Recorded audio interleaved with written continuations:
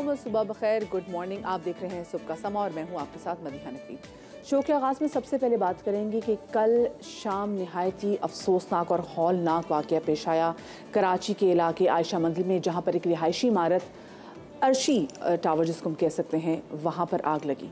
आग लगी कैसे कि वहाँ पर फर्नीचर मार्केट भी थी, वहाँ पर एक दर्जी की दुकान भी थी और वो सिलेंडर से, जो हमारे पास गैस के सिलेंडर्स यहाँ पर मौजूद थे और कल ही हमने इस हवाले से बात भी की, उसकी मदद से सेकाई कर रहा था। वो सिलेंडर फटा और उस सिलेंडर ने सिर्फ उस दुकान को लपेट में नहीं लिया बल्कि आसपास की जितनी भी फर्नीचर की मार्केट्स थी उनको लपेट में लिया। वहाँ पर मौजूद जो गाड़ियाँ थी, बाईसाइकिल्स थी, उनको लपेट में लिया। पूरी इमारत को लपेट में ले लिया। ये 5 मंजिला इमारत थी और ये आग भड़कती भड़कती 5 मंजिलों तक गई। अब सूरत हाल ये है कि इस आग की वजह से अब तक 5 अफराद जाँ भाग हो चुके हैं, एक शख्स ज़ख्मी भी है। कल रेस्क्यू का जो प्रोसेस था उसमें कहा जा रहा है कि थोड़ी सी ताख़ीर हो सकता है कि अगर कल रेस्क्यू का प्रोसेस बर वक्त हो जाता तो जितना नुकसान अभी हुआ है इतना माली नुकसान ना होता। पहली जो 3 लाशें मिली हैं वो तो मिली मेज़राइन फ्लोर से, उसके बाद एक और लाश मिली और आज सुबह जब ये, क्योंकि हमने कहा था कि हम भी देख रहे थे कि जब कूलिंग का प्रोसेस हो रहा है तो उसके बाद वो देखेंगे और तखमीना लगाएंगे कि क्या कुछ नुकसान हुआ है। और फिर एक और डेड बॉडी मिली, तो बस अल्लाह करे कि इससे ज़्यादा और कोई नुकसान होना। लेकिन वजूहात क्या बनी, हमने कराची में कितना देखा और ये 2 हफ्तों में ये दूसरी इमारत ऐसी है जहाँ पर आग लगी है, रिहायशी इमारत है जहाँ पर आग लगी है। हमारे ब्यूरो चीफ असलम खान साहब हमारे साथ मौजूद भी है स्टूडियो में, उनसे बात भी करती हैं। अस्सलाम वालेकुम जी असलम साहब, वेलकम टू सुबह का समा। सबसे पहले तो ये बताएं कि ये जो आग लगी, ठीक है समझ में आ गई कि आग क्यों लगी, लेकिन जो इमदादी कार्रवाइयाँ उसके बारे में कहा जा रहा है कि अगर वो बर वक्त हो जाती तो शायद इतना बड़ा नुकसान ना होता। देखिए, सबसे ज़्यादा जो फायर ब्रिगेड के हवाले से कहा जा रहा है कि उसे बर वक्त पहुँचना चाहिए था। अगर हम रेस्क्यू की बात करें, पुलिस मौके पर पहुंची थी, एसएसपी सेंट्रल फैसल अब्दुल्ला भी मौके पर मौजूद थे, जो एम्बुलेंसेस थी वो पहुंची थी, 1122 मौके पर पहुंचा और इसके साथ साथ जो दीगर जो रेस्क्यू इदारे वो टीमें पहुँच गई थी। लेकिन अगर हम बात करें फायर ब्रिगेड की, तो एक गाड़ी और उसके फ़ौरन 5-7 मिनट में या 6 मिनट में दूसरी गाड़ी पहुंच गई थी। जब आपने कहा ना कि एक दुकान में जहां पर वो चाय बन रही थी, सिलेंडर से सेकाई कर रहा था, कुछ इस तरह का काम कर रहा था, उस सिलेंडर में अचानक आग भड़की और उसके फ़ौरन बाद बराबर में ना वो सोफे भी थे और वो रेशमी वो जो कपड़े और चादरें होती हैं, इस तरह की दुकानें थी, फर्नीचर, वो फ़ौरन आग पकड़ते हैं। और फोम की आग हो वो सुलगता रहता है और उसके बाद फिर वो आप उसको दूसरी चीज़ों को उसने लपेट में लिया। इस वक्त जो कल हम वहाँ पर गए थे इस अर्शी शॉपिंग सेंटर में, जो बताया जा रहा है कि ये 100 के लगभग दुकानें होंगी या इससे भी ज़्यादा। एक जो अंदाज़ा लगाया जा रहा है वो 150 लगाया जा रहा है। ये मोहतात एक फिगर है कि कम से कम 100 दुकानें हैं जो मुतासर हुई हैं, जुज़वी या मुकम्मल। इस पे ग्राउंड फ्लोर पे भी दुकानें थी, फर्स्ट फ्लोर पे गोदाम भी बने हुए थे। मैं खुद वहाँ पर जब देखा था तो एक तोड़ करके एक हिस्से को वहाँ से लाशें ऊपर फर्स्ट फ्लोर से निकाली जा रही थी। जो फायर ब्रिगेड के हवाले से कहा जा रहा है, टोटल 42 फायर टेंडर हमारे पास हैं। लेकिन मैं एक बात कहूँ, उनमें से कई तो वो नाकिस पड़े हुए हैं, 8 नाकारा वो अलग है, लेकिन ये बर वक्त नहीं पहुंचे थे। एक हमारे पास देखें, ये कहा गया था, पहले ये भी इंतजाम किया था, जो ब्रिजेस हैं उनके नीचे फायर टेंडर मौजूद होते थे।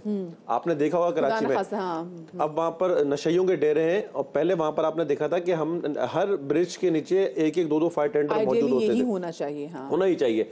और दूसरा, ये जो इनकी जो मूवमेंट होती है फायर टेंडर्स की, अब शहर भर से मंगाएं। कराची जितना बड़ा शहर है, आपको ये अंदाज़ा लगाना मुश्किल नहीं कि अगर सोराब गोड से अगर हम भेजेंगे, टावर से अगर आप यहाँ मेन उसका सेंटर तो अगर कितनी टावर देर से में पहुंचती है, कितनी देर पहुंचेगा। ट्रैफिक इशू भी हमारे सामने, मुझे बताएं, जैसे आपने कहा 100 से ज़्यादा तो यहाँ पे दुकानें थी, यहाँ पे अपार्टमेंट्स कितने थे, क्योंकि रिहायशी इमारत पीछे थी और वो पूरी जलकर खाकस्तर होगी, उसका सूरत हाल देख रहे हैं, तो कितने अपार्टमेंट्स थे आपके भी नॉलेज में क्या है? जो हमने वहाँ पर देखा वो तकरीबन 2, 3 या 4 ब्लॉक्स बने हुए हैं और 5 मंजिला, तो हर ब्लॉक में बताया जा रहा है क्योंकि 8 हैं, तो ये एक अंदाजे के मुताबिक अगर लगाएं कोई होंगे कोई 50-60 से ज़्यादा तो ये अपार्टमेंट्स होंगे। 250 से 300 अफराद को रेस्क्यू किया गया था। जब हम पहुंचे तो जो रजाकार थे एधी के, छिपा के और जो एसएसपी साहब से हमारी बात हुई, उन्होंने कहा कि पहली तरजीह ये थी कि लोगों को निकालें, तो वो हमने 250-300 लोगों को बर वक्त निकाला था। लोग अपनी मदद आपके तहत भी वहाँ से अखराज उन्होंने लोगों का हुआ, लेकिन ये कि फिर रेस्क्यू ने भी बहरहाल वहाँ पहुँच करके टीमों ने काम किया।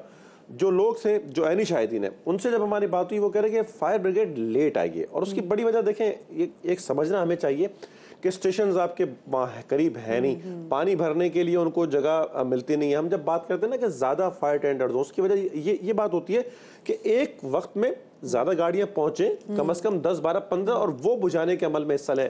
बाद में दर्जनों वाटर टैंकर्स पहुंचे, इसमें कोई शक नहीं। देख, हमारा रिएक्शन तो फिर बेहतर हो जाता है, रेस्क्यू पहुंच जाती है, पुलिस पहुंच गई, रेंजर्स पहुंच गई, दर्जनों हमने वाटर टैंकर्स जो है वो वहां पहुंचा दिए। लेकिन अब वो टेंडर्स जो है उसमें फिल करना, फिर उसके जरिए आग को बुझाना, तो उसमें तो टाइम लगता है। अच्छा, ये तो आसम खान साहब एक हमारा हो गया कि जी हमारी जो इमदादी सरगर्मियाँ जो है बर वक्त नहीं हो जाती तो नुकसान काफ़ी कम होता। दूसरा ने हम ये सोचे कि ये नुकसान हुआ ही क्यों, ये नौबत ही क्यों आई, ये क्यों नहीं देखा जाता, ये सिंध बिल्डिंग कंट्रोल अथॉरिटी क्यों नहीं देख रही। ये 2 हफ्ते में दूसरी इमारत है जहाँ पर आग लगी। उससे पहले हमने देखा कि यहाँ पर जैसे कहीं पे भी अगर कहीं रेस्टोरेंट्स हों या फिर कहीं पे डिपार्टमेंटल स्टोर्स हों और वहाँ पर आग लग जाए, फिर देखा कि 1.5 साल पहले भी ऐसा ही हुआ था कि पूरी बिल्डिंग जो है उसको मखदूश करार दे दिया जाता है। फिर वो लोग कहाँ जाएं। अभी भी मैं लोगों के बारे में ये सोच रही हूँ कि अगर वो कहते हैं कि ये बिल्डिंग रहने के काबिल नहीं रही, ये लोग कहाँ जाएंगे। तो ये सेफ्टी डिपार्टमेंट कहाँ होता है, फायर सेफ्टी डिपार्टमेंट? ये देखें, बड़ी गफलत रही कराची में। गवर्नर साहब कल समाज से जब बातचीत कर रहे थे तो उनका कहना था कि कराची में कम से कम 1000 फायर टेंडर हो। मैं कहता हूँ 1000 ना 250 भी हो तो इस शहर के लिए मैं समझता हूँ कि किसी हद तक कोई जरूरत पूरा कर सकेंगे। तो लेकिन वो पॉपुलेटेड शहर, 3 करोड़ से ज्यादा की आबादी अगर आप उसको गिनने को आए तो लेकिन इसके साथ साथ आपने जो बात की फायर सेफ्टी सिस्टम्स जो है ना वो हमारे जरूरी होने चाहिए। इस वक्त मदिया जो नए प्रोजेक्ट्स बन रहे हैं ना उसमें मैंने ये देखा है कि कुछ फायर फाइटिंग सिस्टम भी उन्होंने लगाया है, कोई फायर के हवाले से जो फायर एग्जिट बना लिए, फायर एग्जिट भी बनाए उन्होंने, कुछ हुआ है। लेकिन अब हमने बहुत देर कर दी है। इस शहर में हजारों इमारतें हैं जहां पर ना फायर सेफ्टी का कोई सिस्टम है, ना ही हंगामी खराचों का रास्ता है, और 120 गज और 240 गज पर 6-6 मंजिला इमारत बनी हुई है, बिल्कुल जिसकी इजाजत ही नहीं है, जिसकी इजाजत नहीं है। तो इस शहर के अंदर ये सिस्टम बहुत खराब हो चुका है। ये भी देखने कि सिंध बिल्डिंग कंट्रोल अथॉरिटी वो क्या किरदार अदा कर रही है और उसके सामने कैसे ऐसे हो सकता है कि छोटी 120 गज के भी हम देखने जगहों पे 6 मंजिला इमारत बन जाती है। फिर हमने देखा कि मुनज़्ज़िम भी हो जाती है। अच्छा, हमारे नुमाइंदे शाहनवाज कादरी जो है वो इस वक्त जाए वक़्फ़ा पर भी मौजूद हैं,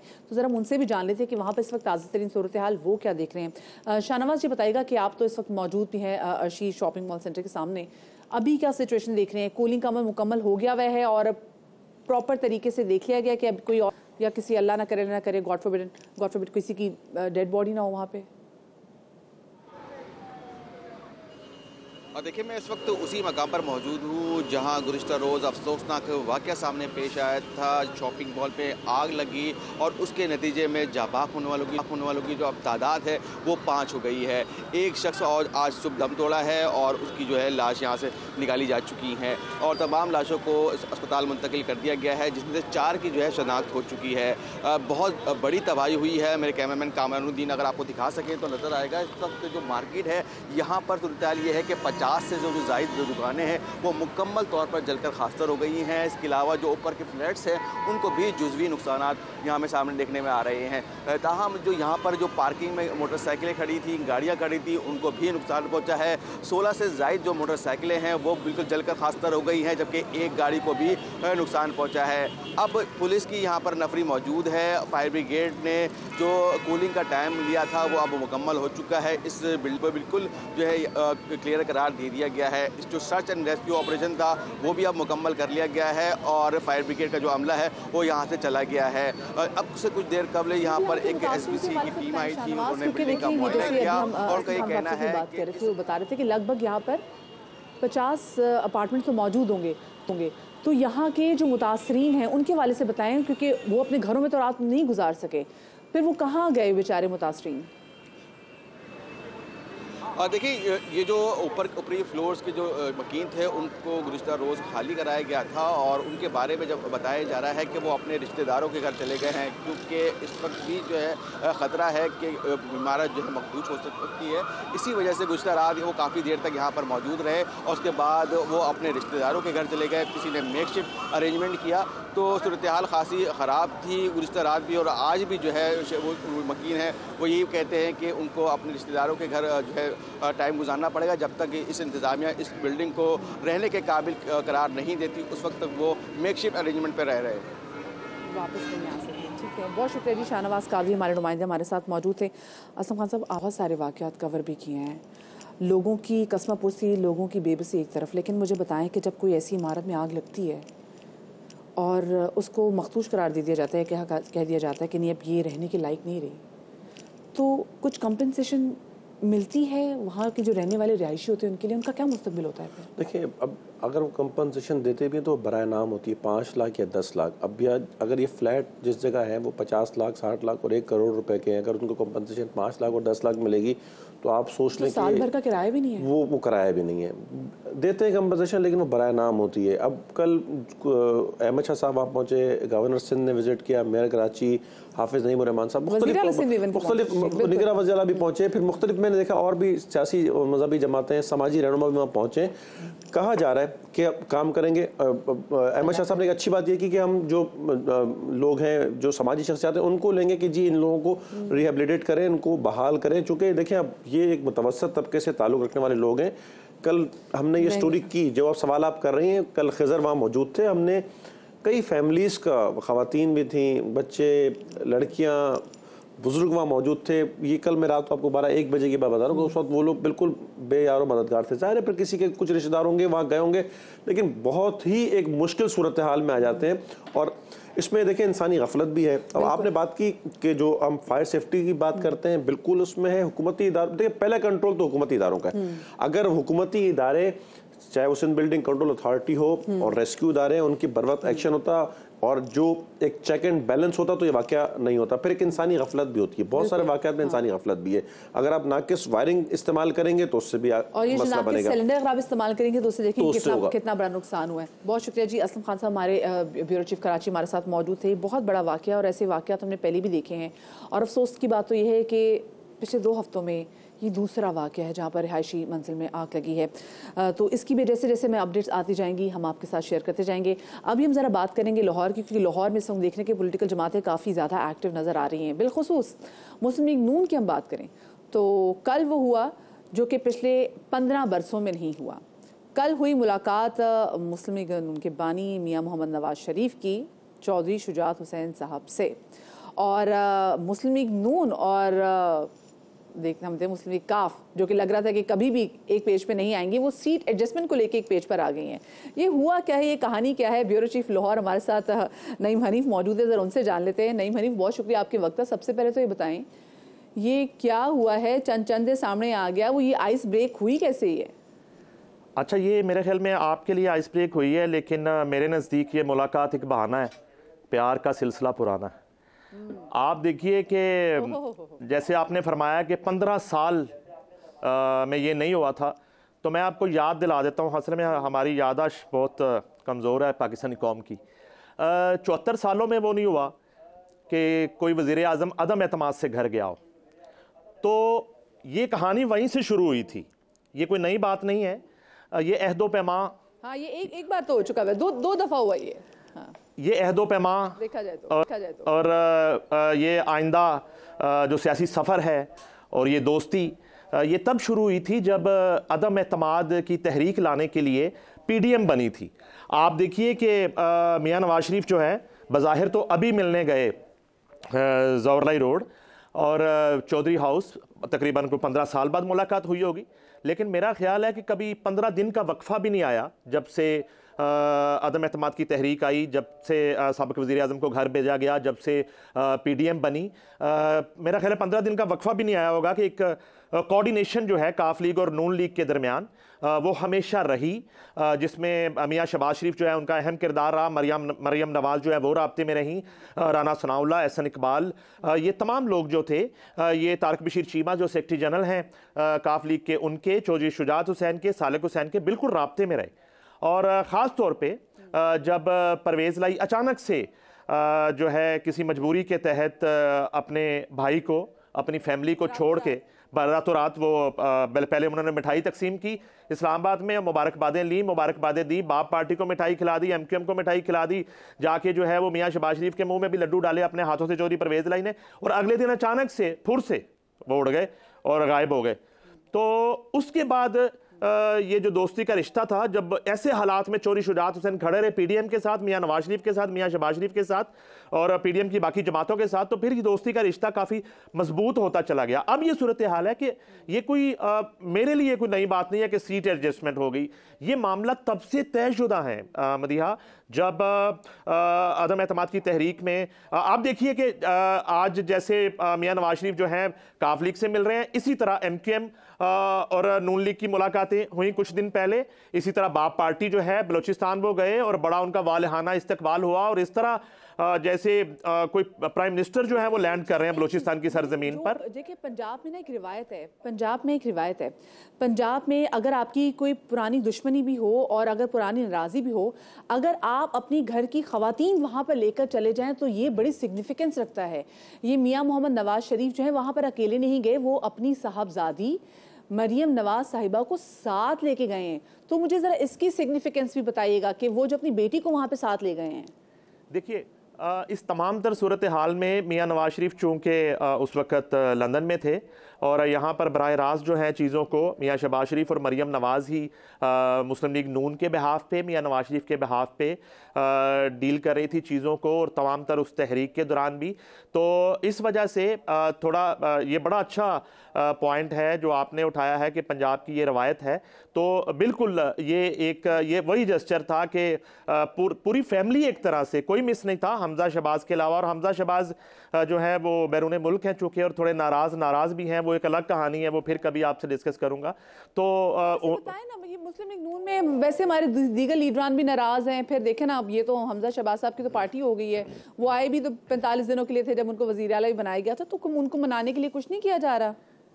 देखिए मेरा ख्याल है शायद अब सूरत हाल थोड़ी सी और तरफ चली गई है। अब इलेक्शन आ रहे हैं, इलेक्शन की तैयारी है, वो एक घर का मामला ज़रूर है और वो आज से नहीं है। अगर बात करें आप उनको मनाने की, तो फिर एक वक्त था जब मियां नवाज शरीफ और शहबाज शरीफ की वालदा हयात थीं और मोहतरमा कलसूम नवाज़ इस दुनिया में थीं, तो उस वक्त फैमिली के सतह पे कुछ वादे वईद हुए थे। जिस तरह आज काफ लीग से सीट एडजस्टमेंट की बात हो रही है, एमकेएम से सीट एडजस्टमेंट की बात हो रही है, बाप पार्टी से सीट एडजस्टमेंट की बात हो रही है, JUIF से सीट एडजस्टमेंट की। देखिए यहाँ थोड़ा सा ये है कि शायद हमजा शहबाज और शहबाज शरीफ फैमिली को ये लगता है कि अब उनकी बारी थी, वजारत उज़्मा जो है अब उनको मिलनी चाहिए थी, और मगर अभी भी उन्हें वो इक़्तिदार की कुर्सी से खुद को दूर देख रहे हैं, जिस वजह से। और जिस तरह हमजा 45 डेज जो अभी आपने बताया, उसके बाद जो है उनका इक़्तिदार छीन लिया गया, और वो समझते हैं कि उनकी पार्टी ने उस तरह से उनको रेस्क्यू नहीं किया, उस तरह से उस मौके पर सपोर्ट नहीं, उनकी वजारत आला को बचाया नहीं गया। या मैं एक बात आपसे शेयर करना चाहूँगा। आप देखिए कि जब इधर हमजा शहबाज नहीं थे, जब पूरी फैमिली गई और आपने जैसे अभी बात की कि मरियम नवाज तक वहाँ पे पहुँची, इसी तरह चौधरी सरवर जो हैं वो काफ लीग पंजाब के प्रेसिडेंट हैं और चीफ ऑर्गेनाइजर हैं पूरे पाकिस्तान के, और वो लाहौर में मौजूद होते हुए वो मौजूद नहीं थे। उस वक्त उन्होंने इस्तकबाल नहीं किया मियां नवाज शरीफ का। और मैं याद दिला दूं कि वो एक दौर में नून लीग के गवर्नर पंजाब भी रहे, फिर उन्होंने मियां शहबाज शरीफ से कुछ नाराज़गी की बिना पर जो है इस्तीफ़ा भी दे दिया। इसी तरह उन्होंने PTI से भी इस्तीफ़ा दिया, मगर मेरी उनसे खैर बात भी हुई, उन्होंने कहा जी मैं ज़ाती मसरूफियत थी, ये बहुत बड़ा एक इवेंट था और उन्हें इसमें उस वक्त मुझे नहीं साहब एक छोटी सी ब्रेक लेनी, कुछ क्विक ब्रेक लेनी मुझे पड़ी, मैं छोटी सी ब्रेक के बताती हूँ।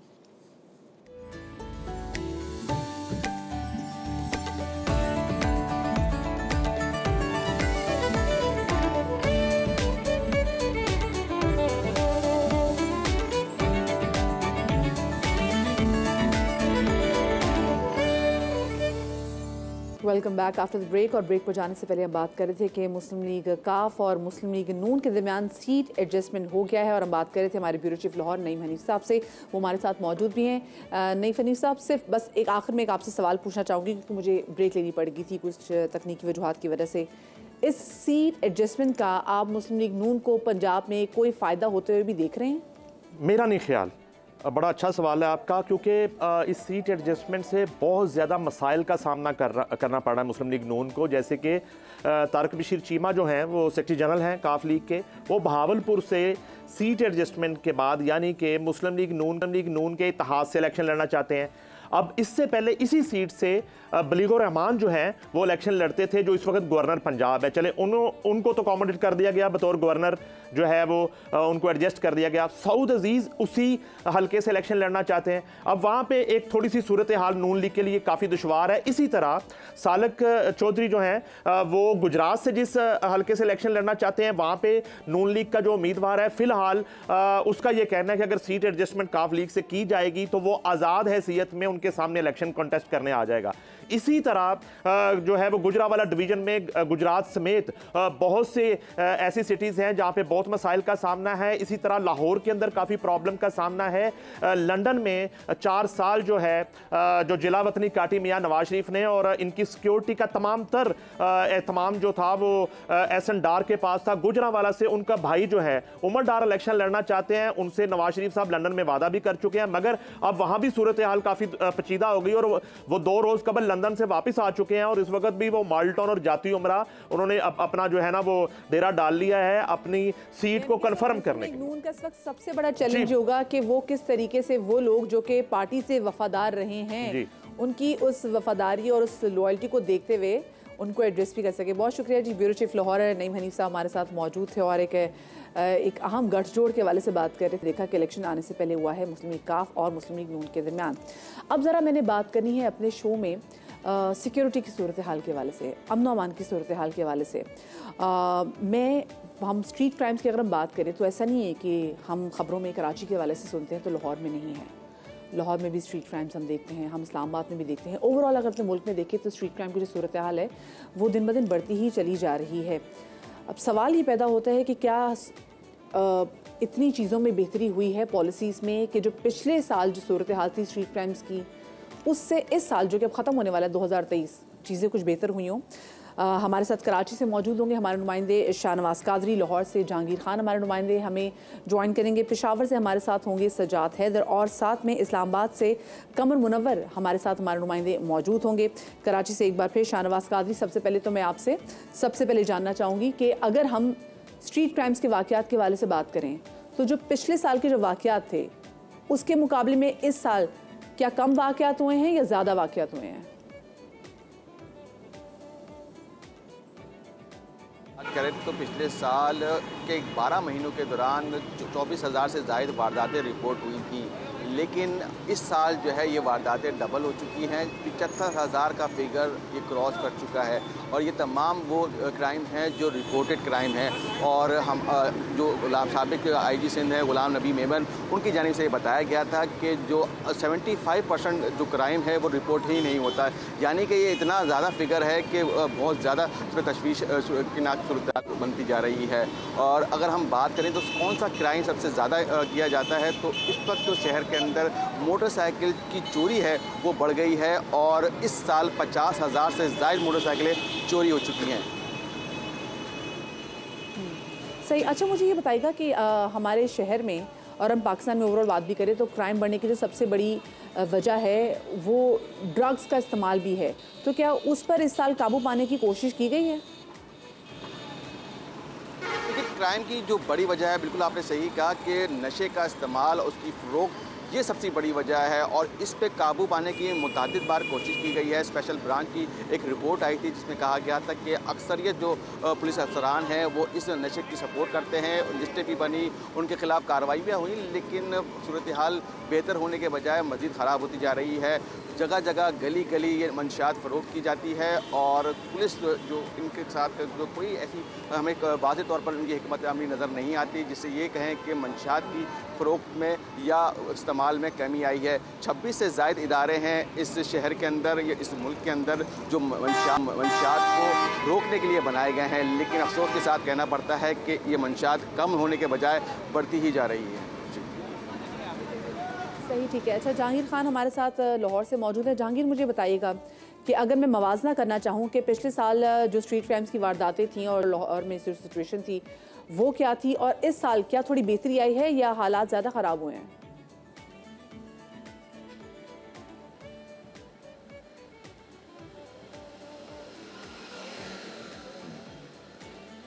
जहांगीर, आप मुझको सुन पा रहे हैं?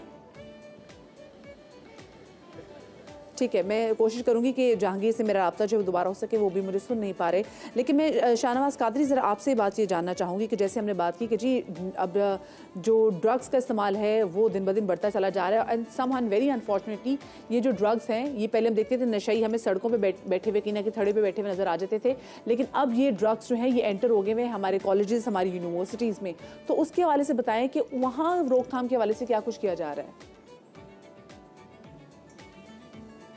और ये ज़्यादातर जो इस्तेमाल है वो पॉश इलाके हैं, जिस पर डिफेंस हो गया, क्लिफ्टन हो गया, यहाँ की जो स्कूल्स हैं, यहाँ पे कॉलेजेस हैं, बाकायदा रैकेट बन गए हैं, यहाँ पर जो मंचात देखी जाती है। और जब पुलिस की जानिब से क्रैकडाउन किया जाता है, ऐसे लोगों को आइडेंटिफाई किया जाता है, उसके बाद ये ऑनलाइन सेल होना शुरू हो जाता है, क्योंकि आजकल डिजिटल दौर है, व्हाट्सअप के ज़रिए ये मंगवाई जाती है। और अमूमन जो इस वाक़े में या इस धंधे में मुलविस होता है वो चौकीदार होता है, वही जो सारा डीलर होता है, उससे जो मंशात के डीलर्स होते हैं राब्ते में रहते हैं नौजवानों को, वो ही ड्रग सप्लाई करता है। कराची यूनिवर्सिटी के अंदर भी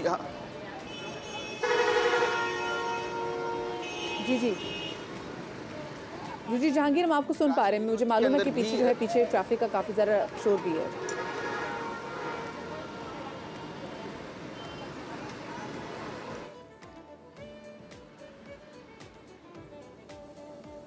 शाहनवाज, आप मुझे सुन पा रहे हैं तो मुझे बताइएगा, जैसे आपने बोला कि ज़्यादातर जो ड्रग्स का इस्तेमाल है वो हम देख रहे हैं कि पॉश एरियाज़ में है, क्या यही एक बड़ी वजह है कि हम देख रहे हैं कि पॉश एरियाज जो स्पेसिफिकली अगर हम कराची की बात करते थे, हम कहते थे यहाँ पे स्ट्रीट क्राइम्स कदरे कम है as compare to the other जो हमारे दूसरे शहर के इलाके उनसे, तो क्या ये बड़ी वजह है कि पॉश एरियाज़ में स्ट्रीट क्राइम्स बढ़ गए हैं? देखिए, एक्साइटमेंट के लिए भी जो है नशा इस्तेमाल किया जाता है पॉश एरियाज़ के अंदर। हमें ऐसे कई जो है नौजवान मिले जो इस ड्रग्स के आदी थे, उन्होंने इस एक्साइटमेंट में इसको शुरू किया, उसके बाद उनकी वो मजबूरी बन गई, उसके बाद वो इसको हासिल करने के लिए वारदातों में भी मुलविस हो गए। तो ये सूरत हाल है। और अब ये जो नशा है पॉश एरिया से भी निकल चुका है, और अब जो लोकल जो स्कूल्स हैं, कॉलेजेस हैं, छोटे इलाकों के कॉलेजेस, स्कूल्स हैं, वहाँ पे भी इसका इस्तेमाल किया जा रहा है। वहाँ पे भी हमने कई ऐसे केस रिपोर्ट किए हैं जिसमें कम उम्र बच्चों को भी ये ड्रग्स दी गई है। तो पुलिस को बहुत ज़्यादा काम करने की ज़रूरत है, और अगर नशा कम कर दिया जाए तो शहर में स्ट्रीट क्राइम से लेकर बहुत सारे ऐसे जराइम हैं जो रुक जाएंगे और उनमें वाज़ेह तौर पर कमी आ जाएगी।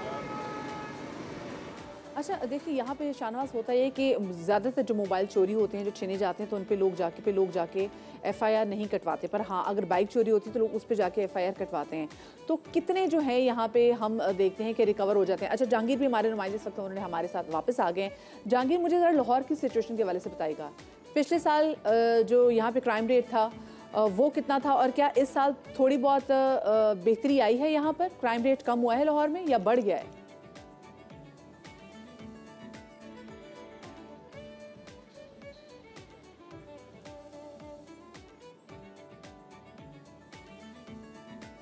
जहांगीर तक मेरी आवाज़ नहीं पहुंच पा रही, और तकनीकी वजूहत की, इसमें दोबारा से कोशिश करूंगी जहांगीर तक मेरी आवाज़ जाए।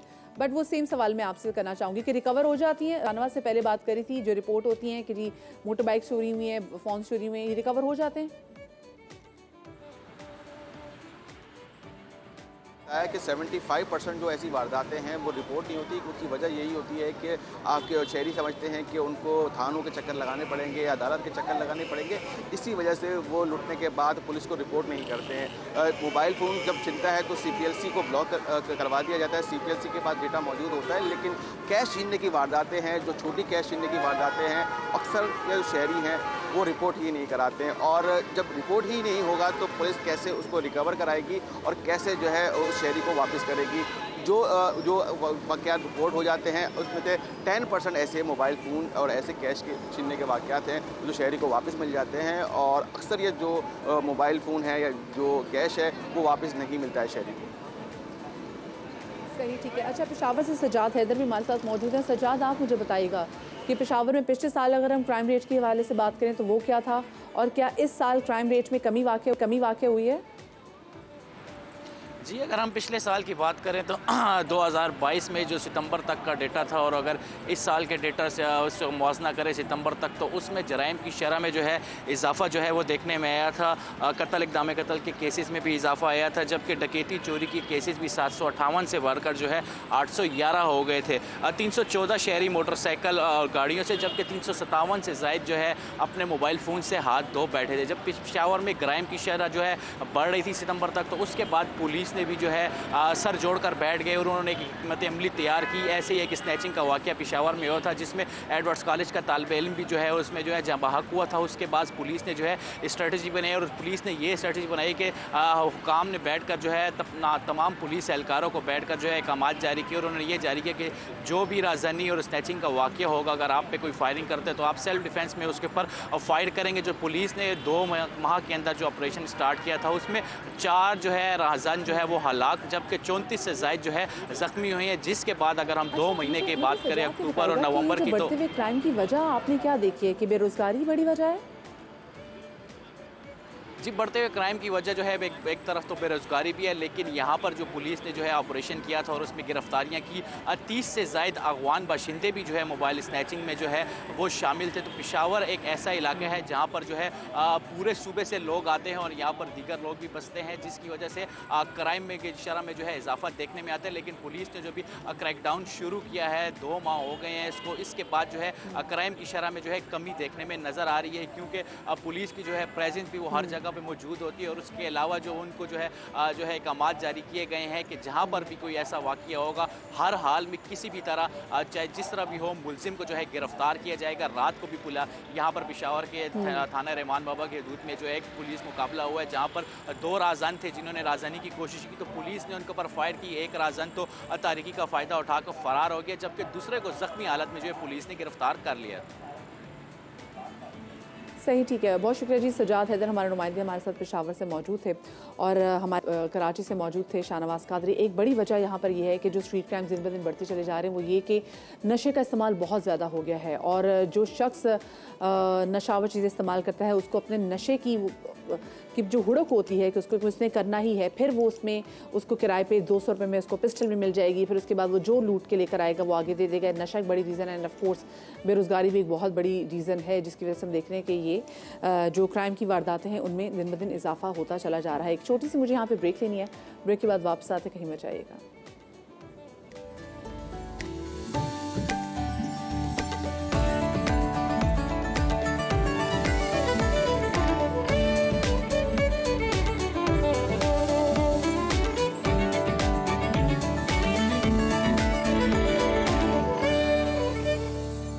Welcome back after the break. और ब्रेक के बाद हम याद करेंगे एक हर दिल अजीज़ शख्सियत को। मैं आज बात करूंगी जुनैद जमशेद साहब की, जिनको आज उनके मद्दाहों से बिछड़े 7 साल हो गए हैं। आज भी लोगों के दिलों में ज़िंदा हैं। 7 दिसंबर 2016 का वो दिन जब चित्राल से इस्लामाबाद जाने वाली परवाज़ हवेली लखा के करीब गिरकर तबाह हो गई थी, जिसमें जुनैद जमशेद समेत 48 अफराद शहीद हुए थे। जुनैद जमशेद ने करियर के रूज पर गुलकारी और मौसीकी को खैरबाद कह के ख़ुद को तबलीग की राह पर डाला और फिर नातिया कलाम पढ़ कर सबके दिल जीत लिए। अगर हम दिल दिल पाकिस्तान के वाले से बात करें तो दिल दिल पाकिस्तान एक ऐसा नगमा है कि जिसको हमारे एक नेशनल एंथम होने का दर्जा भी हासिल है। आने वाली नस्लें ये गीत वैसे ही गाएंगी जैसे उस दौर की नस्लें गाती थीं, जैसे अपना नेशनल एंथम जो है वो गाते हैं। और जब उन्होंने एकदम से शिफ्ट लिया और वो नातों की तरफ आ गए और फिर जब उन्होंने दुआ की कि दिल बदल दे, तो उन्होंने सच में बहुत से लोगों के दिल भी बदले। हम उनकी यादें ताज़ा करेंगे। उनके बड़े साहबजादे इस वक्त तैमूर जुनैद हमारे साथ मौजूद भी हैं, उनको शामिल गुफ्तगू भी करेंगे। तैमूर, बहुत शुक्रिया आपका कि आपने आज के दिन हमें वक्त दिया। 7 बरस बीत गए हैं जुनैद भाई की शहादत को। ये 7 बरस आप लोगों के कैसे गुजरे और क्या कितने याद आए आपको? अस्सलाम वालेकुम। सबसे पहले तो मैं समा टीवी का और आपका शुक्रिया अदा करना चाहता हूँ कि इतने सालों बाद भी आप लोगों ने मेरे वालिद साहब को याद किया, और सारे व्यूअर्स का भी मैं शुक्रिया अदा करना चाहता हूँ जो आज भी इतनी मोहब्बत करते हैं, इतनी इज़्ज़त देते हैं। इतने साल गुजर गए और अभी भी ऐसा लगता है कि बिल्कुल जो है ना फ्रेश ये उनका हादसा हुआ था। और अभी भी ऐसा लगता है कि जैसे कि वो हमारे दिलों में बसे हुए हैं। लोग इतने सारे जो है अपने वाक़या सुनाते हैं। जब भी किसी से मुलाकात होती, कोई ना कोई उनके पास जो है स्टोरी होती है। मेरे लिए जो सबसे आप समझें इम्पोर्टेंट और जो मेरे आज दिन तक वो लेसन जो उन्हें दिया, वो आज दिन तक मेरे इतने काम आता है, वो ये था कि जब भी वो कहीं ट्रैवल कर रहे होते थे, तबलीग में जा रहे होते थे, काम की नौयत से कहीं जा रहे होते थे, तो वो ज़रूर मेरे पास आते और मुझे हमेशा मुझे बताते कि बेटा अब मैं जा रहा हूँ और इतने दिनों के लिए जाऊँगा, तो अब घर के तुम सबसे बड़े हो, तुम्हें ज़िम्मेदारी दे के जा रहा हूँ। तुम्हारे पीछे वालदा हैं, तुम्हारे छोटे बहन भाई हैं, तुम्हारे दादा दादी हैं, इन सब का तुमने ख्याल रखना है। घर के तुम बड़े हो, सारा तुमने जो है ना अब निज़ाम देखने और चलाना है। तो उसके बावजूद एक आप समझे कि बेशक वो कहीं भी ट्रैवल कर रहे होते, 7 समंदर पार थे, लेकिन मुझे एक फीलिंग थी कि he is always a call away, कि कोई प्रॉब्लम होगी तो मैं कॉल कर दूंगा, उनको बता दूंगा कि ये मसला हो रहा है, और वो समझा देते या उस काम को फिर जो है निपटा देते। लेकिन उनके हादसे के बाद, उनके जाने के बाद ये मैंने रियलाइज़ अब जाके करता हूँ कि वो उनके जाने के बाद की जो है सारी ट्रेनिंग और सारी जो उन्हें गाइडलाइंस दी थी वो अब मेरे काम आ रहे हैं। और अल्हम्दुलिल्लाह 7 साल हो गए और किस तरह जो है मैं घर को लेके चल रहा हूँ, बहन भाइयों को लेके चल रहा हूँ, वालदा को लेके चल रहा हूँ। तो ये उस वक़्त तो रियलाइज़ नहीं हुआ था, लेकिन अब जाके रियलाइज़ आ रही जो है उनकी नसीहत और ट्रेनिंग जो है उसका इतना फ़ायदा हो रहा है। अच्छा जुनैद, एक बहुत बड़ी रिस्पॉन्सिबिलिटी जुनैद भाई तो चले गए, लेकिन वो आपके कांधों पे छोड़ के, क्योंकि जुनैद भाई को हमने हमेशा देखा कि वो अपने आप को फलाही कामों में बिजी रखते थे। तो उनके जाने के बाद उनके वो कौन से अच्छे काम है, कौन से फलाही काम है जो आप भाइयों ने अब तक जारी किए हुए हैं? जी बिल्कुल ऐसा ही है। उनके जाने के बाद रियलाइज़ किया कि वो कितनी बड़ी एक लेगेसी पीछे छोड़ के चले गए हैं, जिसमें उनके कारोबार हैं, जिसमें उनके दीन तबलीग का काम है, उनकी नशीद का काम है, उनकी चैरिटी का काम है। तो बहुत जल्दी हमने रियलाइज़ कर लिया था हम तीनों भाइयों ने कि ये एक इंसान का काम नहीं है। वो उनको अल्लाह ने स्पेशल गिफ्ट दिया हुआ था कि उनके टाइम में भी बरकत थी और वो महीनों का काम जो है वो एक सिटिंग में कर सकते थे। लेकिन ये एक हम में से किसी एक का काम नहीं, तो हमने इसको हम तीनों भाइयों ने डिवाइड करा कि कोई कारोबार देखेगा, कोई दीन तबलीग के साथ जुड़ेगा, कोई नशीद को आगे लेकर चलेगा। क्योंकि लेगेसी तो वो छोड़ के गए हैं, लेकिन साथ साथ अपने नाम की एक बहुत बड़ी जिम्मेदारी भी देकर गए हैं कि उस नाम को ख़राब नहीं कर सकते, उस नाम की इज़्ज़त रखनी है। वो तो उनकी तो क्लोजिंग अल्हम्दुलिल्लाह अल्लाह ने बहुत अच्छी करा दी, लेकिन साथ साथ नाम की जिम्मेदारी हमारे पास छोड़ के गए कि अब जो है जो भी अगर हम उसके साथ आप समझे गलत करेंगे तो वो हमें बात आएगी कि हम वो लेगेसी को प्रॉपर्ली आगे लेके जा नहीं सके। सही। अच्छा जुनैद, ज़रा कुछ ये बातें भी करते हैं, कुछ उनकी बातें हैं, क्योंकि वालिदैन की डांट में भी उनका बड़ा प्यार होता है। आप बहन भाइयों की कौन सी ऐसी चीज़ थी जिससे जुनैद भाई सबसे वैसे नाराज़ होते थे? वैसे तो वो किसी भी चीज़ पे नाराज़ नहीं होते थे। मैंने कभी भी उनको घर पे नाराज़ होते हुए नहीं देखा। हमेशा जब भी आए हंसी मजाक और बहुत एक लाइवली कैरिस्मेटिक पर्सन कि भाई कमरे में किसी भी कमरे में एंटर करें तो वो उस कमरे की जान बन जाते थे। एंड क्योंकि एक तो इतने उनकी वॉक्स ऑफ लाइफ थी, इतनी चीज़ें, इतनी कारगुजारी उनके पास होती थी कि कहीं भी जाएं तो वो अगर अपनी कोई बात शुरू करें तो सब जो है उसको उसकी उस बात पे अपनी अटेंशन कर लेते थे। तो लेकिन उनका हमेशा एक ही लेसन होता था जिस पे वो हमेशा कहते थे कि ये कुछ भी हो जाए ये आप छोड़ नहीं सकते, और वो था नमाज। हमें हमेशा ये बताया कि बेटा कोई भी काम कर रहे हो, कुछ भी कर रहे हो, नमाज नहीं छोड़नी। और बेशक अगर देर हो जाए, मस्जिद ना जा सको या मस्जिद में लेट पहुंचो, लेकिन तब भी नमाज नहीं छोड़नी। देर से पढ़नी है लेकिन नमाज पढ़नी और नमाज नहीं छोड़नी। उसके बारे में उनका कोई दो राय नहीं थी। और अगर आप मैं कह सकूं कि भाई वो इस मामले में स्ट्रिक्ट थे कि भाई छोड़नी बाय हुक और बाय क्रुक वो पढ़नी ज़रूर है। ये तो बहुत ही प्यारी बात है। अच्छा, बस आखिर में आपसे पूछना चाहूँगी तैमूर के जुनैद भाई के साथ कोई यादगार सफ़र जिसकी यादें हमसे आप शेयर करना चाहें और हमारी ऑडियंस के साथ शेयर करना चाहें।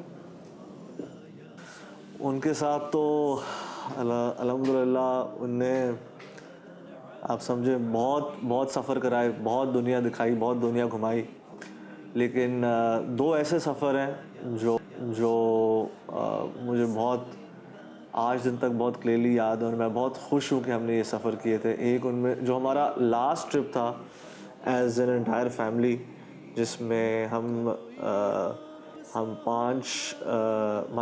6 थे, अब्बा थे, अम्मा थी, मैं और मेरे 3 बहन भाई, मेरी वाइफ, मेरी पप्पो, तो ये 8 लोगों का हमारा पूरा ग्रुप था। और हमारा आखिरी सफ़र जो था वो हज का सफ़र था और बहुत ही मेमोरेबल और बहुत ही अच्छा हमारा सफ़र था। तो वो एक बहुत मेमोरेबल मेरे लिए सफ़र है। लास्ट ट्रिप हमारा उनके साथ था, फुल फैमिली थी और हज, तो इससे ज़्यादा और हम और क्या मांग सकते थे।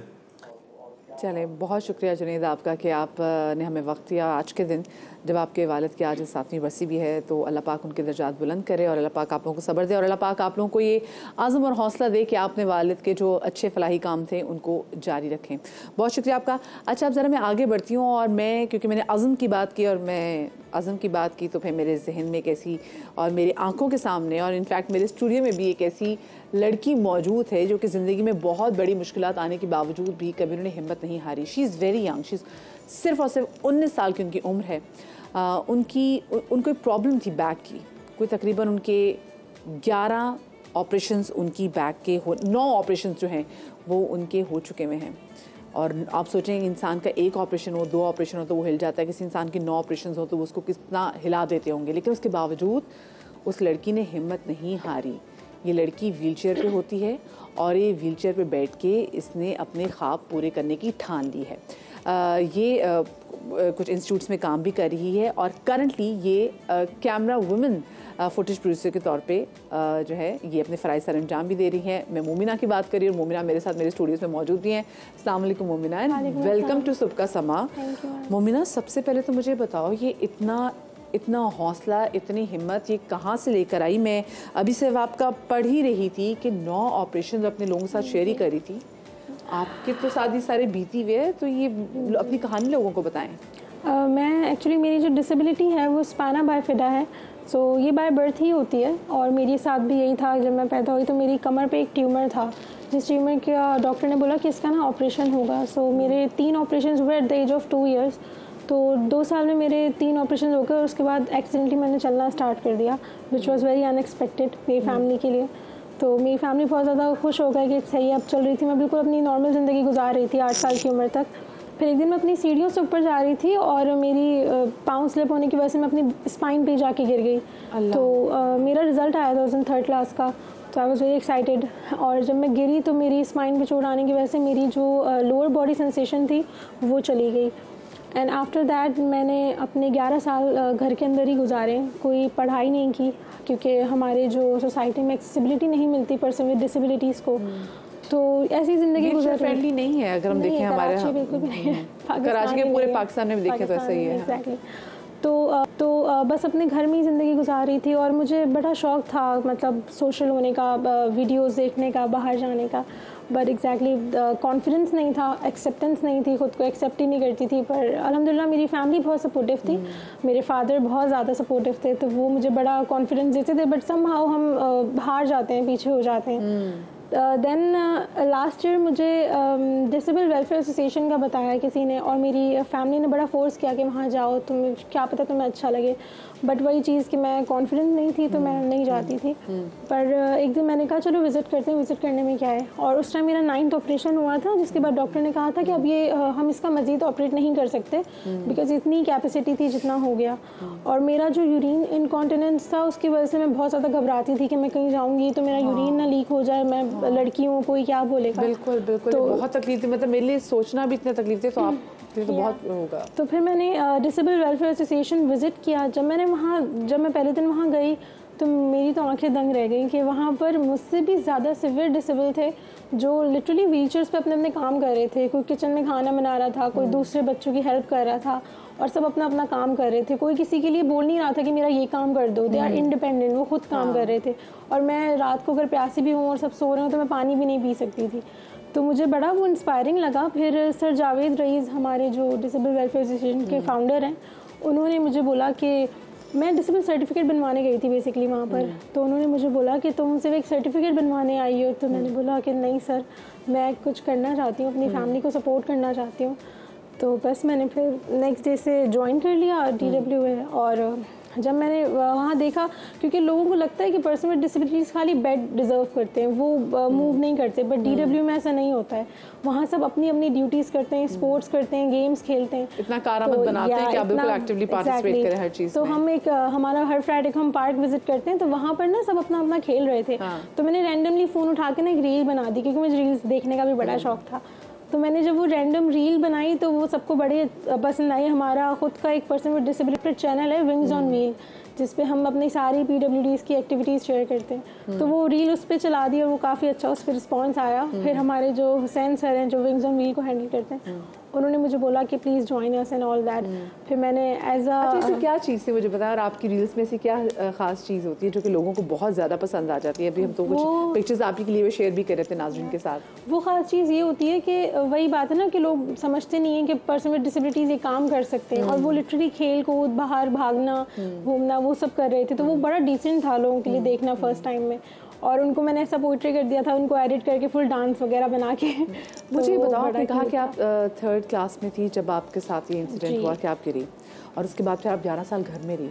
तो मुमना फिर 11 साल आपने घर में तालीम हासिल की?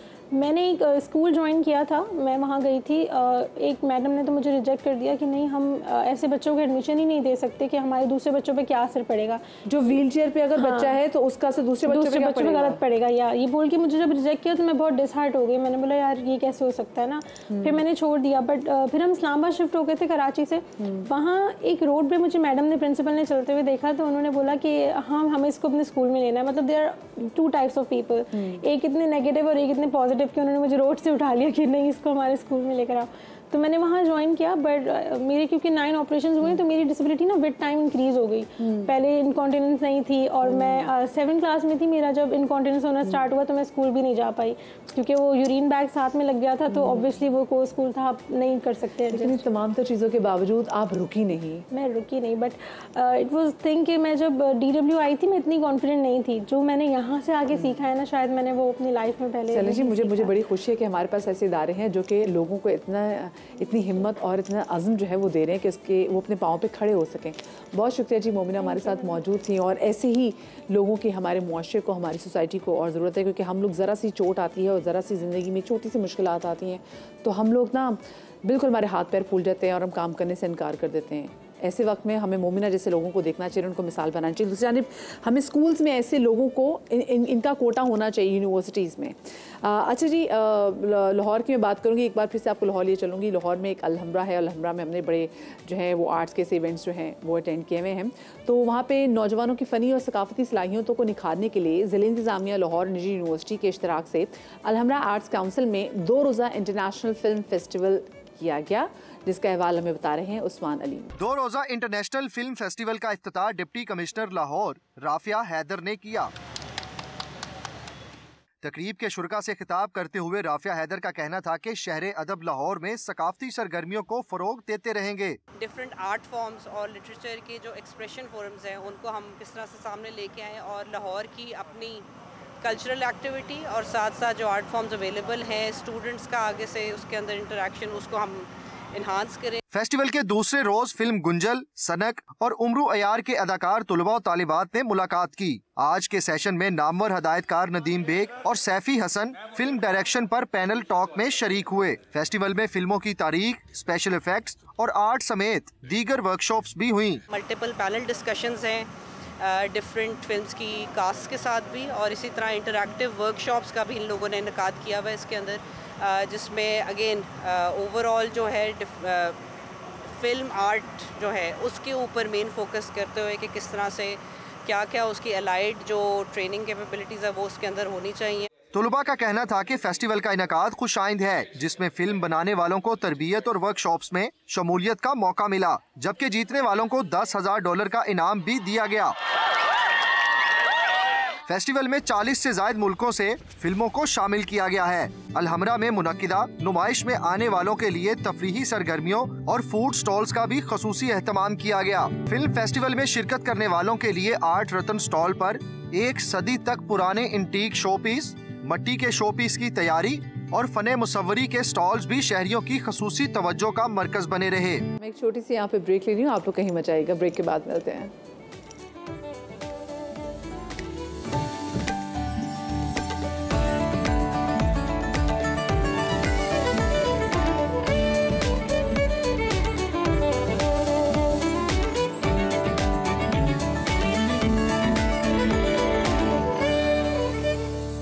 Welcome back. हमेशा हम कहते हैं कि हुकूमत हर चीज़ महंगी ही करती है, लेकिन अब ऐसा नहीं है। बैतुल्लाह की ज़ियारत करने के लिए जाने वालों के लिए खुशखबरी है कि निगरान हुकूमत की जानिब से हज के पैसों में कमी की गई है और कई ऐलान भी किए गए हैं। आपको बताना चाहते हैं कि इस साल 1,79,210 पाकिस्तानी आज़मीन हज की सादत हासिल करेंगे। उनमें से 50% हाजी गवर्नमेंट के कोटे पर सऊदी अरब जाएंगे, जबकि दीगर जो 50% हाजी हैं वो प्राइवेट कोटे पर जाएंगे।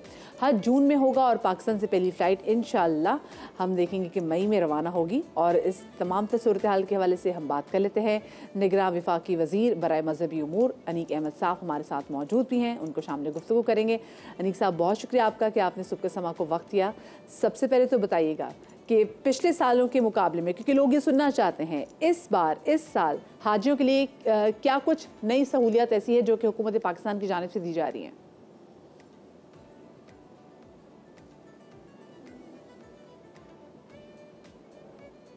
ठीक है जी, हम कोशिश करेंगे कि हम अनीक अहमद साहब से बात करें। अच्छा, एक और चीज़ जो इस पर ऐलान की गई है हुकूमत पाकिस्तान की जानिब से, निगरान हुकूमत पाकिस्तान की जानिब से, वो ये कि शॉर्ट हज का यानी कि 18 से 20 दिन के हज का भी ऐलान किया गया है। और जैसे पिछले साल हम बात कर रहे थे कि हज अब बहुत ज़्यादा महंगा हो गया है, इवन कि जो सरकारी हज है उसकी भी कीमत बहुत ज़्यादा बढ़ गई है और आम इंसान जो हैं, जो नॉर्मल लोग हैं, वो इस वजह से हज करने से भी कासिर हो गए हैं। और इतनी बड़ी सादत से मुसलमान कैसे जो हैं वो दूर रह सकते हैं, जिसकी वजह से लोगों का काफ़ी ज़्यादा कंसर्न था। तो अब अच्छी खबर ये आ रही है कि इस बार जो लोग इस साल इंशाल्लाह जो लोग हज पे जाएंगे, जो कि इंशाल्लाह जून में होगा और हम देख रहे हैं कि जिसकी फ़्लाइट का ऑपरेशन भी शुरू हो जाएगा मई से, उसमें जो पैसे हैं वो कम रखे गए हैं। ना सिर्फ पैसे कम रखे गए हैं बल्कि जो दिन है वो 40 से वो भी कम किए गए हैं और वो है 18 से 20 दिन का टाइम भी दिया गया है। तो ये भी पूछना चाहेंगे कि अच्छा जी, ये जो होगा, जो 18 से 20 दिन का हज होगा, इसमें क्या कुछ कंडीशंस जो हैं वो लागू होंगे? और साथ में हमने जिससे भी देखा कि ख़वातीन के हवाले से बहुत से मजहबी मकतबा फ़िक्र में हम देख रहे हैं कि ख़वातीन को इजाज़त होगी कि वो अपने महरम के बगैर भी हज पर जा सकती हैं। तो हम अनीक अहमद साहब से उन हवाले से बात भी करेंगे। और वो जो स्पेसिफ़िक किस्म की हम ये बात कर रहे हैं कि इस बार हुकूमत पाकिस्तान की जानिब से हज जो है वो कदरे कम पैसों में रखा गया है ताकि हर शख्स जो है वो हज की सादत जो है वो हासिल कर सकें। उनसे बात करेंगे। मैं चाहूँगी मेरी टीम मुझे बताए कि अगर हमारे साथ वफाकी मजहबी उमूर अनीक अहमद साहब, क्योंकि हम उनसे रब्ता करने की कोशिश करें कि वो मेरे साथ यहाँ पर मौजूद हैं या नहीं है, क्योंकि हर कोई ये जानना चाहता है कि जो हज पैकेज है आया वो लोग अफोर्ड कर सकते हैं या नहीं कर सकते। पिछले साल अगर हम देखें तो हम ये देखा कि जो हुकूमत की जानिब से जो लोग हज पे गए थे उनका भी जो हमारे सामने पैकेज सामने आ रहा था वो 8 से 9 लाख के दरमियान था। और 8 से 9 लाख का पैकेज किसी के लिए भी अफोर्ड करना बड़ा मुश्किल है। और उसके बाद अगर हम प्राइवेट की बात करें तो प्राइवेट में जो हज है वो तो बहुत ही ज़्यादा महंगे हो गए थे। और अब हर शख्स को ये लगता है, आम शख्स को ये लगता है कि जी हज करने तो इस दुनिया में तो शायद मुमकिन नहीं होगा क्योंकि वो बहुत ही महंगा हो गया। तो इसलिए बड़े ख़ास जो हैं वो हुकूमत पाकिस्तान ने ये मेजरमेंट्स लिए हैं कि उन्होंने हज को सस्ता किया है। हमारे साथ वफाकी मजहबी उमूर अनीक अहमद साहब, उन्होंने हमें ज्वाइन कर लिया है, उनको शामिल गुफ्तगू करेंगे। अनीक साहब, बहुत शुक्रिया आपका, आपने सुबह के समा को वक्त दिया। सबसे पहले कहिएगा कि पिछले साल के मुकाबले में इस बार हाजियों के लिए क्या सहूलियत दी जा रही है हुकूमत पाकिस्तान की जानिब से? मदिया, अस्सलाम वालेकुम। सबसे पहली बात तो ये है कि जिस तरह के आपने भी ये बात फरमाई है कि हमने कोशिश ये की कि हज को इस्तिताअत के मुताबिक लाया जाए। पिछले साल ये हुआ था कि हमारी जो हज दरख्वास्तें आईं 19,000 कम आई थी। वो कोटा हमें सरेंडर करना पड़ा हुकूमत सऊदी अरब को, क्योंकि ये कोटा वहाँ से आता है। हमारा जो कोटा है वो है 1,79,210 और ये 50% सरकार के शोबे में होता है और 50% प्राइवेट हज ग्रुप्स उनके पास होता है। इसकी तकसीम होती है। पाकिस्तान के हालात, बल्कि दुनिया भर के हालात, माशी हालात, उसमें कुछ इन्फ्लेशन है और डॉलर का रेट ऊपर चला गया वगैरह वगैरह, ये सब बातें आप जानती हैं। तो हमारी कोशिश ये थी कि इस हज के पैकेज को कम किया जाए। पिछले साल का जो पैकेज था वो था 11,75,000। हमने अल्हम्दुलिल्लाह निगरान हुकूमत ने इसे 10,75 कर दिया है, ताकि हज दस्तरस में आए, इस्तिताअत में आए और लोग जाएं यहाँ पाकिस्तान से, अरफात के मैदान में पहुँचें, दुआ करें पाकिस्तान के लिए, हमारे लिए। बस ये कोशिश है। कुछ ख्वाब थे कि जब हम इस्लामाबाद अगर हम पहुँचें तो हम क्या कंट्रीब्यूट कर सकते हैं रियासत के लिए। तो हम वो रियासत को कंट्रीब्यूट करना चाहते हैं। चंद चीज़ें बस ये हुई हैं। इसके साथ साथ हमने कोशिश ये की कि पाकिस्तान की तारीख़ में कभी ये नहीं हुआ कि शॉर्ट हज का एक पैकेज मुतारिफ करवाया जाए। बहुत से अफराद ऐसे हैं कि जिनके पास वक्त नहीं होता कि वो 40-42 दिन के लिए हज के लिए जाएं। तो हमने एक शॉर्ट पैकेज जो 21-22 दिन का होगा वही मुतारिफ करवाया है। अल्हम्दुलिल्लाह हम ने एक मोबाइल ऐप, मुझे आपसे जानना चाहूंगी क्या उसका पैकेज ज्यादा होगा? उसका पैकेज एयर टिकट की वजह से थोड़ा सा ज्यादा होगा। सही। और वो कितना होगा लगभग वैसे? वो यदि मैंने कहा ना हम 10,75 है तो वो कोई 60-65 हज़ार ज़्यादा होगा। लेकिन हमारी बात अभी चल रही है एयरलाइन से। मैं अभी कुछ बातें और कहना चाह रहा था, आपकी इजाज़त हो तो मैं अर्ज़ करूं? जी जी जी जी, ज़रूर ज़रूर। अच्छा, अगली बात ये कि ये जो 10,75 का हमने पैकेज दिया है, यानी 1 लाख कम कर दिया है, लेकिन अभी इस पे मजीद नेगोशिएशंस जारी हैं। कोशिश ये है हमारी कि इस पैकेज को मजीद कम किया जाए और इंशाअल्लाह ताला इस पैकेज में मुझे अल्लाह की ज़ात से पूरी उम्मीद है कि मजीद सस्ता होगा। और फर्ज कीजिए कि 30-40 हज़ार या 50 हज़ार इसको हम इसकी कीमत में कमी कर सके तो ये अमाउंट हम हाजी के अकाउंट में डाल देंगे।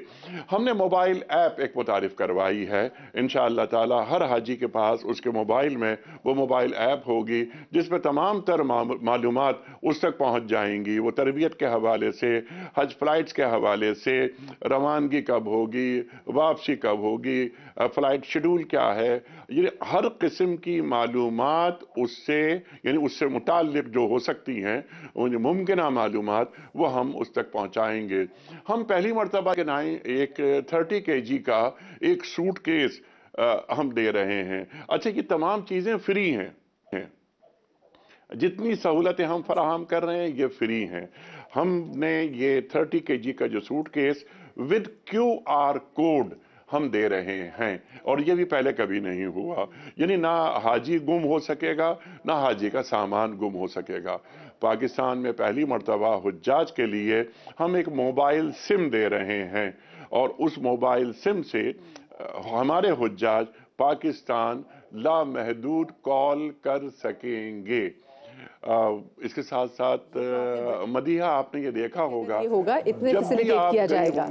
जी जी जी, मैं ये अर्ज कर रहा था कि जब भी आप तशरीफ ले गई होंगी हज के लिए, और नहीं, मैं दरख्वास्त करूंगा फैसल से भी कि फैसल आपको लेके जाए। फैसल मेरे बहुत करीबी दोस्तों में हैं। तो मैं ये अर्ज कर रहा था कि ये जब हम वहाँ जाते हैं तो हम ये देखते हैं कि अब इंडोनेशिया की ख़वातीन, मलेशिया की ख़वातीन, टर्किश ख़वातीन वगैरह वगैरह ये बड़ी डिसिप्लिन नज़र आती हैं, लेकिन जो पाकिस्तान की ख़वातीन हैं उनका ज़रा अंदाज थोड़ा सा ऐसा होता है कि जिसमें कोई डिसिप्लिन ज़रा कम नज़र आता है। हम इस साल से एक अबाया हर खातून को दे रहे हैं। जब ये खातून पहुंचेंगी हरमैन शरीफैन में तो ये अबाया वो ओढ़ी हुई होंगी, पहनी हुई होंगी और उसके पीछे पाकिस्तान का परचम भी मौजूद होगा। मालूम होगा कि पाकिस्तान की औरत है, ये पाकिस्तान से हज करने के लिए आई है, ये बहुत महज़्ज़ब है, ये पाकिस्तान की सफ़ीर है, ये पाकिस्तान की नुमाइंदा है। तो हम ये चाहते हैं कि पाकिस्तान का इमेज बहुत अच्छा हो। मैं एक दरख्वास्त ये करना चाहूँगा कि 12 दिसंबर हज दरख्वास्तों की वसूली की आखिरी तारीख़ है। ये तमाम सहूलतें हमने फराहम की इसलिए कि लोग ज़्यादा से ज़्यादा एप्लीकेशंस दें, आएँ और सरकारी जो मामलात हैं। ये हमारा हज बहुत सस्ता, जैसे मैंने अर्ज़ किया कि हज पैकेज हमारा बहुत कम हुआ है इसीलिए कि सहूलतें फराहम की जाएं। हमने बैरून मुल्क रहने वाले जो पाकिस्तानी हैं उनसे दरख्वास्त कलामी की माजरत कि जो आपने 1 लाख भी कम किए हैं, अगर हम मवासना भी करें कि पिछले साल डॉलर की प्राइस कहाँ पे थी और इस साल डॉलर की प्राइस कहाँ थी, तो वो फिर अच्छा खासा डिफरेंस भी हमें नजर आता है। और अच्छी बात है कि आप ये कह रहे हैं कि आप अभी भी निगोसिएशंस में हैं कि थोड़ा सा और कम हो जाए ताकि लोगों को ज़्यादा रिलीफ मिले। अच्छा, मैं ये जानना चाहूँगी कि वो लोग, वो गैर दूसरे ममालिक से लोग जो कि डॉलर में जो है वो सरकारी हज के लिए अदायगी करेंगे, क्या उनके लिए उनको मजीद किसी किस्म की सहूलियत दी जाएंगी, या वो लोग जो पाकिस्तान में रहते हुए डॉलर्स में अदायगी करेंगे क्या उनको किसी किस्म की सहूलत दी जाएगी? नहीं। पाकिस्तान में रहते हुए डॉलर, एक चीज मैं क्लियर कर दूं, पाकिस्तान में रहते हुए यानी कि मार्केट से डॉलर लिए और पेमेंट कर दी, ये डॉलर्स बाहर से आएंगे। सही। ये डॉलर्स आएंगे बाहर से और जो हमारे जो नामजद बैंक्स हैं वहाँ उन तक ये पहुँचेंगे। हम ये चाहते हैं कि ये जो इबादत है इसके ज़रिए कौम की खिदमत भी हो। ये कौम की खिदमत बहुत ज़रूरी है। जब ये डॉलर्स आते हैं, मईशत मजबूत होती है, तो अल्हम्दुलिल्लाह पाकिस्तान के बाहर जो पाकिस्तानी मुक़ीम है, वतन से मोहब्बत करते हैं, ये हम भिजवा रहे हैं और अल्हम्दुलिल्लाह हमारे पास एक बड़ी रकम यानी डॉलर्स की शक्ल में बाहर से आ गई है। सबसे बड़ी सहूलत ये है कि जो बैरून मुल्क, ब्रेक के बाद वापस आते कहीं मत जाइएगा।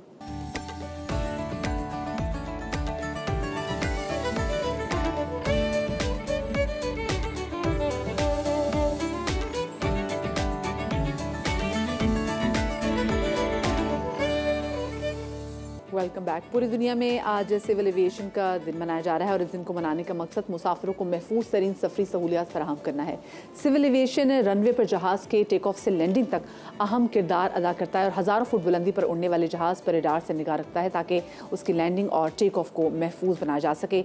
इसी वाले से मजीद बात करने के लिए हमें ज्वाइन किया है तर्जुमान सिविल एविएशन सैफुल्लाह साहब ने। सैफुल्लाह साहब, बहुत शुक्रिया आपके वक्त का। सबसे पहले तो सैफुल्लाह साहब आपसे जानना चाहेंगे कि जो सिविल एविएशन है ये किन किन शोबों में खिदमात सर अंजाम देता है? जी देखें, आज 7 दिसंबर है और सिविल एविएशन का शहरी आवाज़ी का आलमी दिन है और 1944 में ये आलमी शहरी आवाज़ी तंजीम जो है ये कायम हुई और फिर स्टेट्स ने जो है शिकागो कन्वेंशन के तहत हम भी उसके सिग्नेटरी हैं और हम इसके मेंबर्स हैं। इंटरनेशनल सिविल एविएशन ऑर्गेनाइजेशन, इसके रूल्स रेगुलेशन और जो मैंडेट है हम उसको पाबंद हैं उस सिग्नेटरी होने के बाद कि हम उसको इम्प्लीमेंट करें उस सेफ्टी मेजर्स को और रेगुलेशन को अपने मुल्क में। आपने पूछा कि ये किन किन चीज़ों के शोबों में खिदमात अंजाम देता है। सिविल एविएशन जो है उसका प्राइमरी फोकस है कि मुल्क में जो शहरी हवाबाजी है वो जो एक्टिविटीज़ हैं उसकी उनको महफूज से महफूज तर बनाया जा सके और पैसेंजर्स को जो है उनको एक बेटर ट्रैवलिंग एक्सपीरियंस फराहम किया जा सके। इसको सेफ इस तरह बनाया जाता है कि जो हमारे जो इंटरनेशनल सिविल एविएशन ऑर्गेनाइजेशन की जो रूल्स रेगुलेशन हैं उनको हम इम्प्लीमेंट करते हैं अपने मुल्क में, अपने एयरफोर्स पे। हमारा एक रेगुलेटरी फ्रेमवर्क है जिसे कहते हैं, जिसमें हमारे रूल्स रेगुलेशन स्टैंडर्ड्स हैं which are according to civil aviation organisation. और ये जो रूल्स रेगुलेशन हैं ये मुख्तलिफ एस्पेक्ट जो हैं सिविल एविएशन के उनको ये कवर करते हैं। हम इस तरह भी इनको महफूज बनाते हैं। को देखते हुए जो हमारी सिविल एविएशन का जो सिस्टम है ये बैनुल अक़वामी मयार पर किस हद तक पूरा उतरता है और हम कौन से नंबर पे खड़े हैं?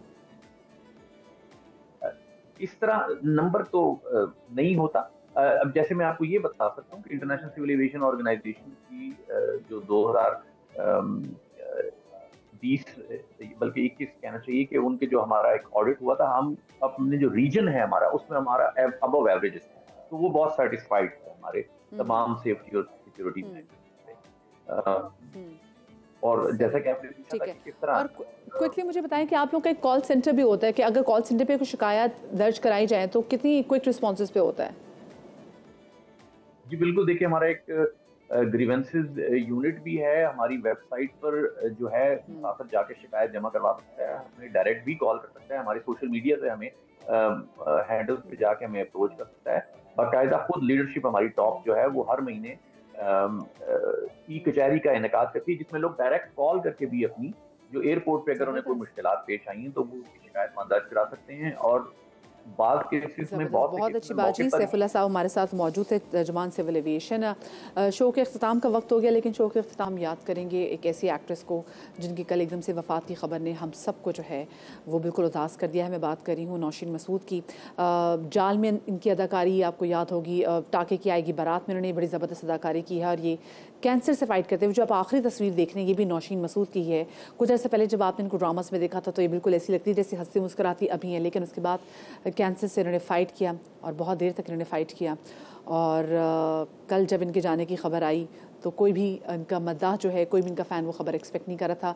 अल्लाह पाक नौशीन के जो दर्जात हैं वो बुलंद करें। और आज नौशीन के जो नमाज जनाजा है वो डिफेंस फ़ेज़ 4 की इमाम बारगाह में अदा की जाएगी। उनकी फ़ैमिली से भी हम ताज़ियत करते हैं, अल्लाह पाक इनके दर्जात बुलंद करें, उनको सब्र दे। आप लोग अपना बहुत सारा ख्याल रखिएगा। शादरी आबादरी इंशाल्लाह कल के शो में आपसे मुलाकात होगी। अल्लाह हाफ़िज़।